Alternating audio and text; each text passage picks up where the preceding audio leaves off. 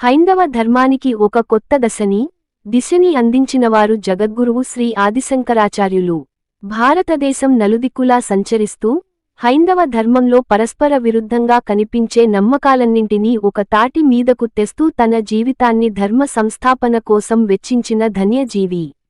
ఒక పక్క హిందూ ధర్మానికి పునాదిగా భాసిల్లే భగవద్గీత వంటి గ్రంథాలకు భాష్యాలను రాస్తూ, మరో పక్క శివానందలహరి, సౌందర్యలహరి వంటి కవితాత్మక స్తోత్రాలను అక్షరబద్ధం చేస్తూనే భారతదేశం నాలుగు దిక్కులలోనూ 4 మఠాలను స్థాపించి హిందూతత్వాన్ని సుస్థిరం చేశారు. జీవుడు, దేవుడు ఇద్దరూ ఒక్కటే అన్న అద్వైత సిద్ధాంతాన్ని ప్రతిపాదించిన ఆచార్యులు శంకరులు.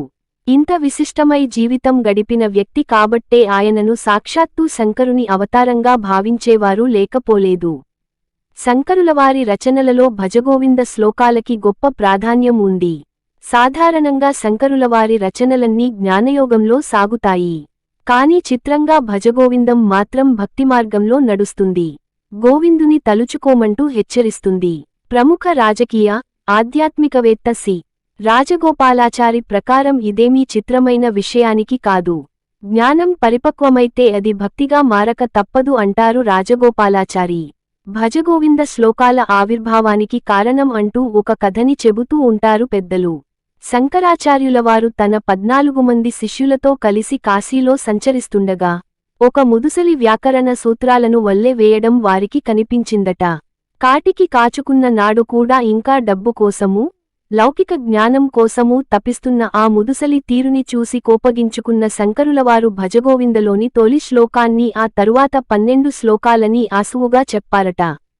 శంకరుల వారి కవితాధారతో స్ఫూర్తినొందిన శిష్యులు తాము కూడా తలా ఒక శ్లోకాన్ని చెప్పారట.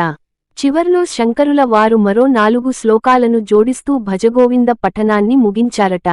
శ్లోకాల సంఖ్య గురించి, వాటిలో ఎవరెన్ని పాడారన్న విషయానికి గురించి చిన్న భేదాభిప్రాయాలు లేకపోలేదు. కొందరి లెక్క ప్రకారం ఇందులో 31 శ్లోకాలు ఉంటే మరికొందరు వాటిని 33గా పేర్కొంటారు. అయితే ఇందులో ఉన్న బోధ ఎంత అద్భుతమైనదన్న విషయమై ఎవరికీ ఎలాంటి అనుమానం లేదు. భజగోవింద పఠనంలో తొలి శ్లోకమే అన్నింటిలోకీ మకుటాయమానంగా నిలుస్తుంది. చెప్పదల్చుకున్న విషయానికి ఏమిటో సూటిగా, సున్నితంగా చెప్పేస్తుంది. అది భజగోవిందం భజగోవిందం గోవిందం భజ మూఢమతే సంప్రాప్తే సన్నిహితే కాలే నహి రక్షతి డుకృంకరణే. ఓ మూర్ఖుడా, అంత్యదశ సమీపించినప్పుడు నిన్ను ఈ డుకృంకరణే తరహా వ్యాకరణ సూత్రాలు ఏమీ రక్షించవు. కాబట్టి ఆ గోవింద నామాన్ని స్మరించు అన్నది ఈ శ్లోకం చెబుతున్న మాట.